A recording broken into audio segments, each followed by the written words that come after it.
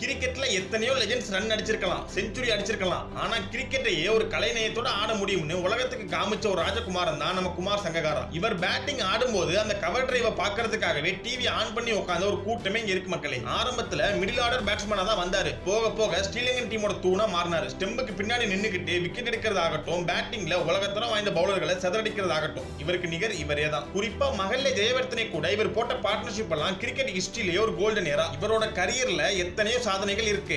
ஆனா 2015 வேர்ல்ட் கப்ல இவர் பண்ண ஒரு சம்பவம் இருக்கு. உலக கோப்பை வரலாற்றிலேயே தொடர்ந்து 4 மேட்ச்ல 4 செஞ்சுரி அடிச்ச ஒரே ஒரு பேட்ஸ்மேன் நம்ம சங்ககாரா மட்டும்தான். அப்போ அவருக்கு வயசு என்ன தெரியுமா? 37. அந்த வயசுலயும் உலகத்தோட பெஸ்ட் பவுலிங் அட்டாக் எல்லாம் அசால்ட்டா டீல் பண்ணி பேக் டு பேக் 4 செஞ்சுரி அடிச்சு மாஸ் காட்டினாரு. சங்ககாராவை ஏன் எல்லாருக்கும் பிடிக்கும்னா அவரோட ஆட்டிடியூட் தான். கிரவுண்ட்ல எவ்வளவு பெரிய பிரஷர் இருந்தாலும் அமைதியா ஒரு புன்னகையோட கையாளுவார். ஜெயிக்கிறதுக்காக எல்லாரும் ஆடுவாங்க மக்களே. ஆனா விளையாடி முடிச்சிட்டு கிரவுண்டை விட்டு வெளியே போகும்போது எதிரி டீம் கூட எழுந்து நின்று கைத்தட்ட வைக்கணும். அதுதான் நிஜமான லெஜெண்டுக்கு அழகு.